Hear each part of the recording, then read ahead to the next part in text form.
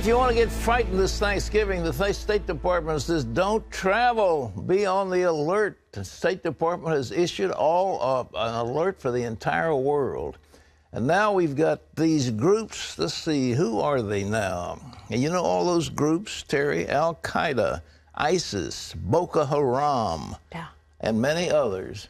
And the State Department says every one of those radical groups could be planning deadly terrorist attacks soon in different parts of the world, I might add. And the government is warning Americans to be very careful, as I said. So stay close to home, eat turkey, and enjoy it. And I would, you know, New York is going to load up with the Macy's Thanksgiving Day Parade. It would be an ideal target for the guys, the bad guys. That seems to be what they look for, that kind of soft target where a lot of people gather and. Well, okay, we'll see what happens. That warning comes as President Obama is facing serious questions about how he's handling the threat of terrorism. The public doesn't believe he has a plan for dealing with the killers from ISIS. Charlene Aaron has the story. As Americans make plans to travel for the holidays, the U.S. and European governments fear terrorists are making plans for more attacks. The State Department has issued an uncommon worldwide alert due to increased terrorist threats, and the head of Homeland Security says there could be more attacks like those in Paris. We are, and we continue to be, and we have been concerned about copycat-like attacks. The travel alert, in effect until February 24th, says current information suggests that militants with Islamic State, Al-Qaeda, Boko Haram, and other terrorist groups continue to plan attacks in multiple regions. U.S. authorities said the likelihood of terror attacks will continue as members of ISIS return from Syria and Iraq, and other individuals not affiliated with terror groups engage in violence on their own. As seen in Paris, terrorists have targeted places where crowds gather, such as sporting events, theaters, and restaurants. U.S. citizens should exercise vigilance when in public places or using transportation, the alert said. Be aware of immediate surroundings and avoid large crowds or crowded places. Exercise particular caution during the holiday season and at holiday festivals or events. As threats loom both in the U.S. and abroad, President Obama meets with French President François Hollande at the White House today. The pair will discuss how to ramp up the fight against ISIS extremists. This meeting comes as a new poll shows that the public does not think that President Obama has a clear strategy for dealing with ISIS. And many critics say the French president has been stronger in dealing with terrorism than President Obama. The meeting also comes as the president is dealing with another serious problem, the question of whether analysts at Central Command, which oversees Pentagon operations in the Middle East, changed assessments of the campaign against ISIS to make it appear as though the U.S. and Western partners were making more progress than they actually were. It's just another problem for the president when it comes to the public's view of how he's handling terrorism. A new CBS poll found that 66% do not think he has a clear plan for dealing with ISIS. Now, after terrorism in Paris, terrorism has become the top issue for Americans amid threats of more attacks both abroad and here in America. And the public doesn't believe that President Obama has the answers. Charlene Aaron, CBN News.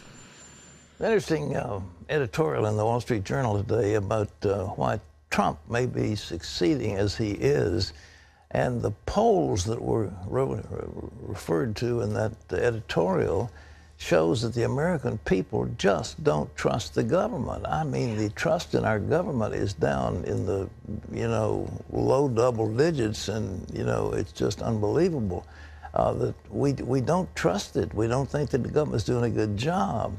And then we look at the Affordable Care Act, we look at the scandal in the Veterans Administration, we look at scandals with the Secret Service, and we see other examples of mismanagement and so-called stimulus that didn't stimulate anything. And then we have this constant harping by the president, constant attack mode, always attacking his opponents, attacking the other party in Congress, attacking the rich, attacking this group and the other group, and it's small wonder that the American people don't trust the government. And so you've got a candidate coming along that says, I'll promise you the world.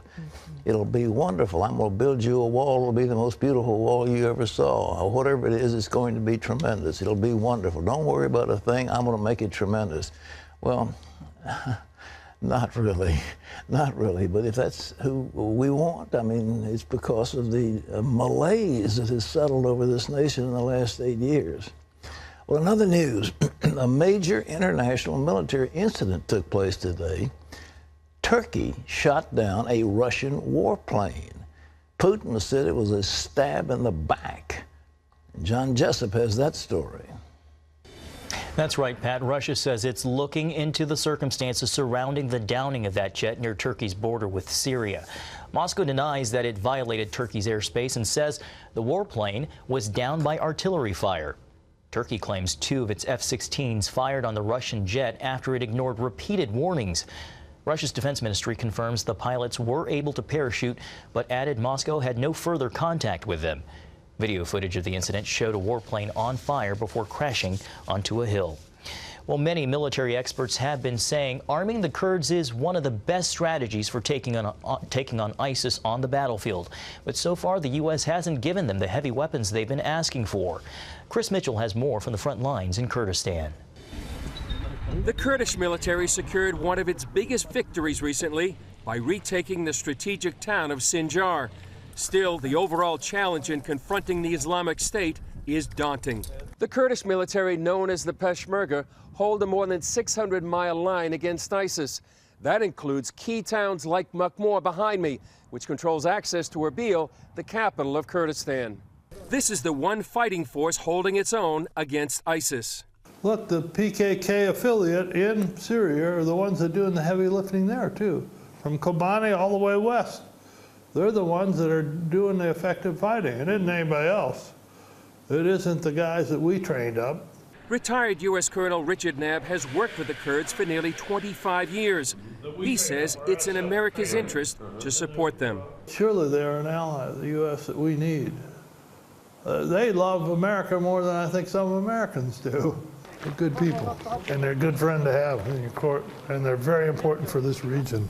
I would support the Kurds. The Kurds are going to be the mainstream. They're going to be the guys that can deal with Iran, they can deal with Syria, and they can do it for us. Despite those positives, the Kurds still haven't received the kind of heavy arms they've requested from the U.S. It has to do with some sort of funky diplomatic legality, you know, which is irrelevant here. These people are fighting for their lives. And in a way, they're fighting for our lives in the future. Because if they can kill this radical Islam here, so it doesn't migrate to the States, it doesn't become more popular. It's pretty popular now. We talked with Mahmoud, a Kurdish sniper, about the lack of advanced weapons. He responded with a message for Americans. The Americans should realize that we're fighting an Islamic Caliphate state. It's not easy. Even though we're suffering from a lack of advanced weapons, we've stood against ISIS. They should realize that with our limited military resources, we can fight them, and we will keep fighting them. It's very important for them to know that we also need their help, their military support.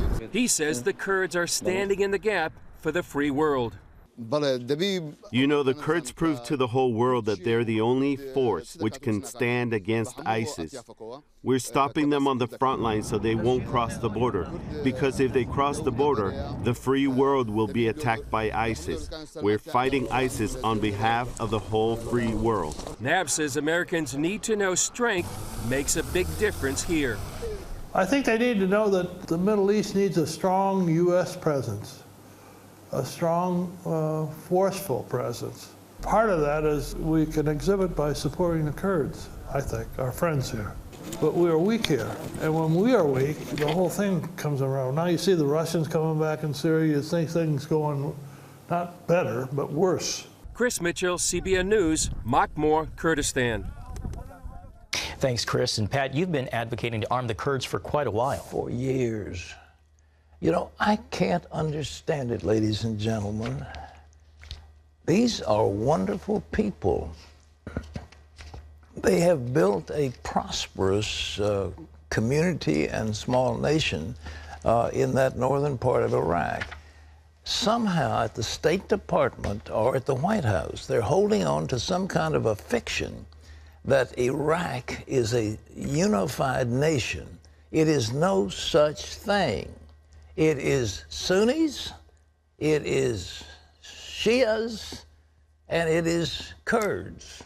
There are three groups. It's not one nation any longer. And the nation was put together as a stroke of the pen of the great powers back in the 1920s. And it's called Mesopotamia. It's nothing but a fiction.